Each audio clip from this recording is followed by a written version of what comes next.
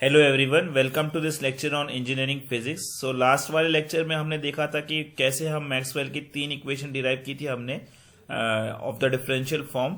तो इस लेक्चर में हम क्या करेंगे, हम फोर्थ इक्वेशन ऑफ मैक्सवेल को भी डिराइव करेंगे। ठीक है, तो स्टार्ट करते हैं। तो सबसे पहले हम लिखते हैं कि फोर्थ इक्वेशन हमारी मैक्सवेल की क्या है। तो write down, fourth equation of Maxwell states that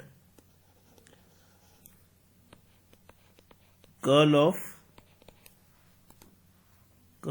H is equal to J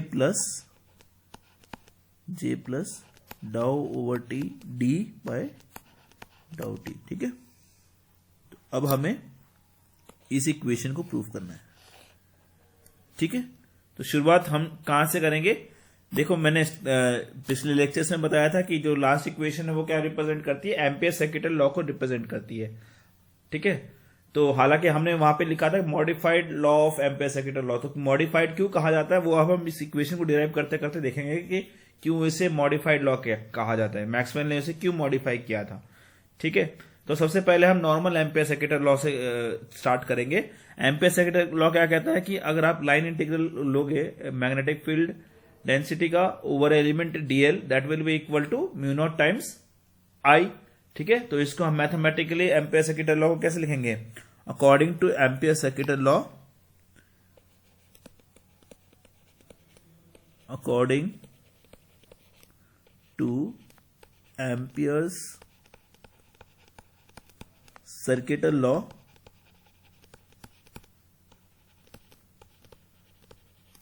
ampere circuital law, line integral of B dot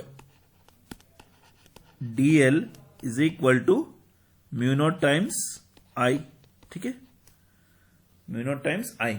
अब आपको पता है कि बी क्या होता है, बी को हम कैसे लिख सकते हैं, B is equal to mu naught times into H, है ना। तो सब्स्टिट्यूट करो आप इसको इस इक्वेशन में, इसको यहां पे आप सब्स्टिट्यूट करो बी की जगह पे। So what you will get, you will get line integral of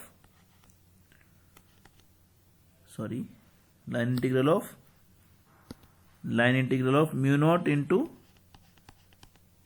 H dot DL is equal to mu naught into I. ठीक है ना, अब ध्यान से देखो, म्यू नॉट और म्यू नॉट इसमें कैंसिल हो जाएगा। So what you will get, line integral of H dot DL is equal to I. ठीक है, अब हम सबको पता है कि आई को अगर मैं जे के टर्म्स में लिखूं तो किस तरह से लिख सकता हूं, I can write I is equal to, देखो जे क्या होता है आपका, J is equal to I by A, है ना। करंट डेंसिटी क्या होता है मेरा, करंट पर यूनिट एरिया, तो आई क्या हो जाएगा मेरा, J into A.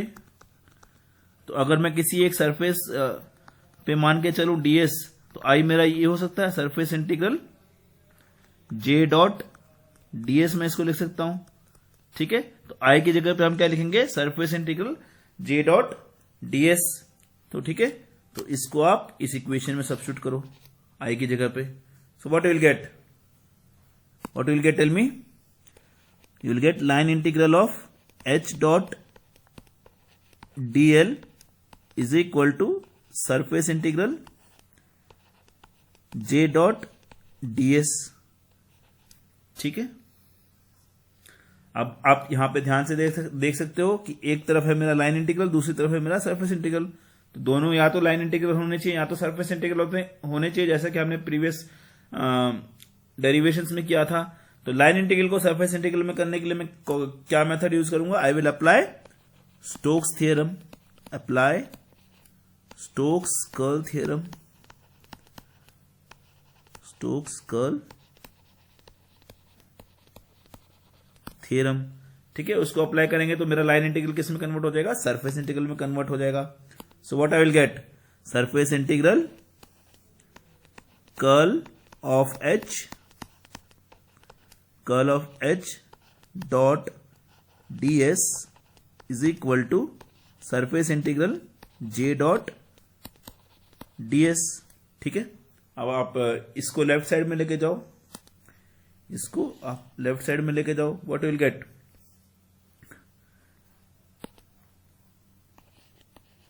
Surface integral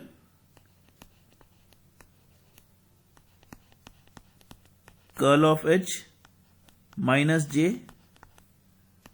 dot of ds, okay, this will be equal to 0, है ना। अब मैथमेटिक्स को यूज करते हुए दोनों तरफ अगर आप डिफरेंशिएट करोगे तो आपके पास क्या मिल जाएगा लास्ट में, बताओ मुझे, curl of H minus J equal to 0, और you can write curl of H is equal to J. Let's say ये हमारी आ गई इक्वेशन नंबर 1, ठीक है।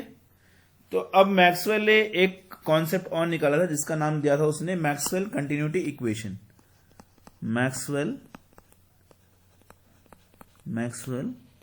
कंटिन्यूटी इक्वेशन, ठीक है ना। मैक्सवेल ने कंटिन्यूटी इक्वेशन दी थी, उसने डिफाइन किया था कि divergence of J is equal to minus dow rho bye dow t, ठीक है। ये उन्होंने मैक्सवेल कंटिन्यूटी इक्वेशन दिया था, ठीक है। आगे आने वाले लेक्चर्स में हम इसको डिस्कस करेंगे अलग से कि मैक्सवेल कंटिन्यूटी इक्वेशन है क्या। अभी के लिए ये देखो कि इसने ये इक्वेशन बता, अगर आप ध्यान से इसको देखोगे तो ये और कुछ नहीं कह रहा, ये क्या कह रहा है, I is equal to minus D Q by D T. तो अगर कोई भी लॉ हो, अगर सबको ये फॉलो करना चाहिए ना, तो मैक्सवेल ने ये इंश्योर करने के लिए कि whether this law is followed according to this, ठीक है, अगर मैं इसमें डाइवर्जेंस लगाऊंगा तो क्या ये लॉ फॉलो होगा या नहीं होगा, ये मैक्सवेल ने चेक किया था। Okay, so to check the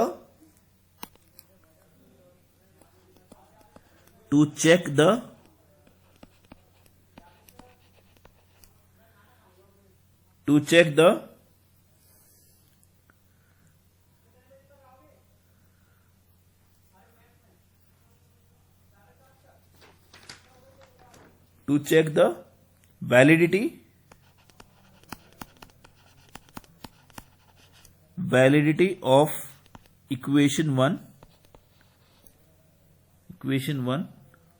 हम क्या करेंगे, हम यहां पे इक्वेशन 1 को डाइवर्जेंस लगाएंगे। Okay, apply divergence on equation number 1। तो करो इसको, डाइवर्जेंस करोगे तो क्या आएगा आपका, divergence of curl of H is equal to divergence of J. अब आपको मैथमेटिकल प्रॉपर्टी से पता है कि डाइवर्जेंस ऑफ अ कर्ल क्या होता है। मैंने देखो स्टार्टिंग क्लासेस में आपको आइडेंटिटीज में बताया था, वेक्टर आइडेंटिटीज में डाइवर्जेंस ऑफ कर्ल हमेशा क्या होता है, dash will be equal to 0। तो अगर मैं यहां पे इसको सब्स्टिट्यूट करूं तो क्या आंसर मुझे मिलेगा, 0 आ जाएगा, ठीक है। 0 is equal to divergence of J. अब आपको पता है कि कंटिन्यूटी इक्वेशन तो ये है, लेकिन मेरा ये आंसर आ रहा है, इसका मतलब it is following continuity equation or not, no it is not following the continuity equation. तो दैट्स वाई मैक्सवेल ने एक चीज और इंट्रोड्यूस की, उसने क्या एक कॉन्सेप्ट इंट्रोड्यूस किया, he introduce the concept of displacement current. तो बेसिकली एक हल्का ब्रीफ में यहां पे डिस्कस करेंगे, हालांकि हम इसका डिस्प्लेसमेंट करंट का अलग से एक्सप्लेनेशन रखेंगे अलग वीडियो में, लेकिन एक ब्रीफ में आपको एक एक्सप्लेनेशन देता हूं कि सपोज करो कि आपने यहां पे कुछ वोल्टेज लगाया, ठीक है, और यहां पे आपके पैरेलल प्लेट कैपेसिटर्स हैं, ठीक है। तो यूजुअली देखा गया है कि जब भी आप किसी जो मैग्नेटिक फील्ड है वो किस वजह से होता है, change in electrical current density की वजह से मैग्नेटिक फील्ड प्रोड्यूस होता है। तो अगर मैं यहां पे कंपास रखूं तो इट विल डिफ्लेक्ट, यहां पे कंपास रखूं तो इट विल डिफ्लेक्ट। लेकिन मैक्सवेल ने ये ऑब्जर्व किया कि when you are putting a compass in between the plates of capacitor it is deflecting at starting, ठीक है। लेकिन एक टाइम के बाद में वो डिफ्लेक्ट नहीं होता है, ठीक है। बेसिकली हो क्या रहा है यहाँ पे, पॉजिटिव नेगेटिव। प्लेट जब चार्ज होती है तो क्या हो रहा है, there is change in electric field, और या तो आप कह सकते हो चेंज इन डिस्प्लेसमेंट डेंसिटी। उस चेंज इन डिस्प्लेसमेंट डेंसिटी की वजह से मैग्नेटिक फील्ड प्रोड्यूस हो रही है, उस वजह से वो जो कंपास है वो घूम रहा है। तो इसके अक्रॉस इसके बीच में जो करंट फॉर्म होता है उसको उसने डिस्प्लेसमेंट करंट का नाम दिया था। ठीक है, तो अब हम क्या करेंगे ना, अब हम क्या करेंगे, जो इक्वेशन नंबर 1 है उसमें एक कंपोनेंट और ऐड कर देंगे, displacement current. So right on adding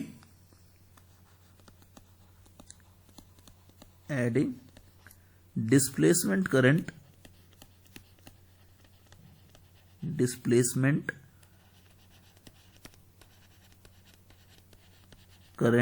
in equation number 1। सो नई इक्वेशन क्या बन जाएगी मेरी, curl of H is equal to J plus GD, where JD represents the displacement current. ठीक है, अब क्या करो, आप इस पूरे इक्वेशन का डाइवर्जेंस लो। ठीक है, taking divergence of, let's say हम इसको नाम देते हैं equation number 2। Taking divergence of equation number 2। तो इसका डाइवर्जेंस निकालो, आप कैसे निकालोगे, divergence of curl of H is equal to divergence of J plus divergence of GD। ठीक है, जैसा कि आपको पता है कि divergence of curl is this is equal to 0, है ना।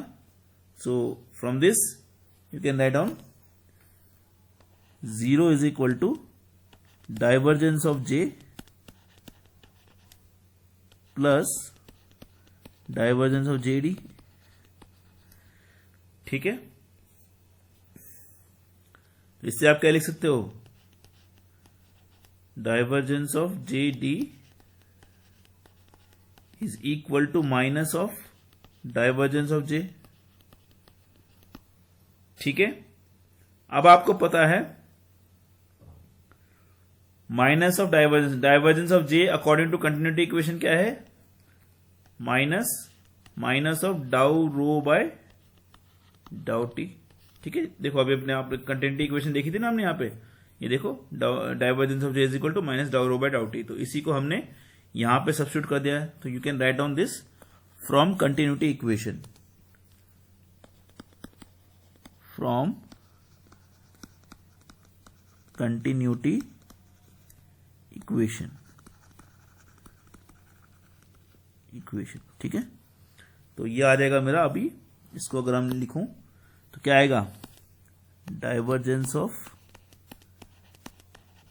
JD is equal to dow rho bye dow T. ये आ गया इसका। अब आप ध्यान से देखो, फर्स्ट इक्वेशन ऑफ मैक्सवेल क्या थी मेरी, फर्स्ट इक्वेशन ऑफ मैक्सवेल मेरी क्या रिप्रेजेंट कर थी, divergence of D is equal to rho. ठीक है, तो रो की जगह पर मैं डाइवर्जेंस ऑफ D लिख सकता हूं। तो substituting now, so write down now from first equation of Maxwell, now from first equation of Maxwell,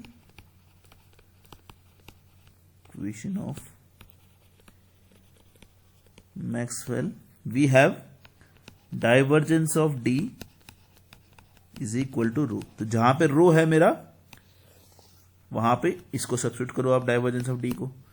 ठीक है ना, तो सब्स्टिट्यूट करो, what value you will get, divergence of JD is equal to dow by dow t into divergence of D। ठीक है ना,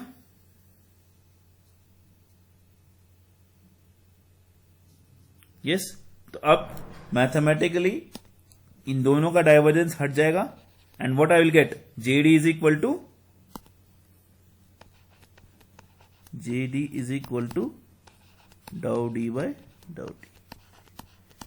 ठीक है, ये एक चीज मेरे को मिल गई यहां से। Let's say this as equation number 2 हो गई थी भाई, तो इसको हमें इक्वेशन नंबर 3 मान लेता हूं। Substituting equation 3 in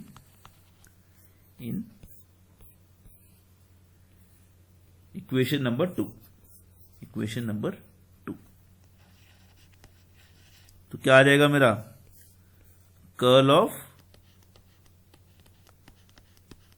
of H is equal to J plus dow D over dow t. ठीक है, सो ये मेरी फोर्थ इक्वेशन ऑफ मैक्सवेल। ठीक है, this is proved, fourth equation of Maxwell is proved. ठीक है, तो एक बार इसका क्विक रिवीजन करेंगे।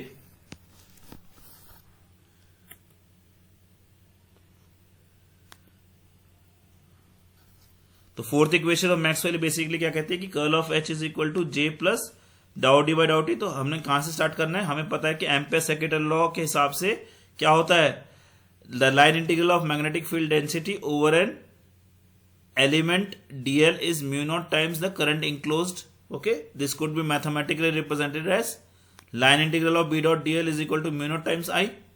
तो हमें मालूम है कि b is equal to mu naught into h होता है, तो इसको हमने सब्स्टिट्यूट कर दिया तो क्या आ जाएगा मेरा line integral h dot dl। ठीक है, अब जैसे कि मुझे मालूम है करंट डेंसिटी क्या होता है, J is equal to I by A होता है, तो I is equal to J into ए होगा। और हम किसी क्लोज सरफेस की बात करें तो ds मान के चलेंगे हम, तो surface integral J dot ds आ जाएगा। तो if you consider surface ds, above equation can be written as line integral of h dot dl is equal to surface integral J dot ds। ठीक है, तो अब ये नोटिस करो कि एक साइड में मेरा क्या है, लाइन इंटीग्रल है, दूसरी साइड में मेरा क्या है, सरफेस इंटीग्रल है। ठीक है, सो नोटिस तो अब मुझे क्या करना है, या तो दोनों को सरफेस इंटीग्रल में बदलना है या फिर दोनों को लाइन इंटीग्रल में बदलना है। तो दोनों को सरफेस इंटीग्रल में बदलने के लिए आप क्या करोगे, लेफ्ट हैंड साइड में स्टोक्स कर्ल थ्योरम लगाओगे। ठीक है, so you will apply the Stokes curl theorem on the left hand side, what you will get, surface integral curl of H dot ds is equal to surface integral J dot ds। अब J dot ds को आप left hand side में लेके आओ तो क्या आ जाएगा आपका, surface integral curl of H dot ds minus surface integral J dot ds is equal to 0। ठीक है, now from mathematics you can write curl of H is equal to J। ठीक है, लेकिन अब इसको मैक्सवेल ने क्या किया, अपनी कंटिन्यूटी इक्वेशन से कंपेयर किया।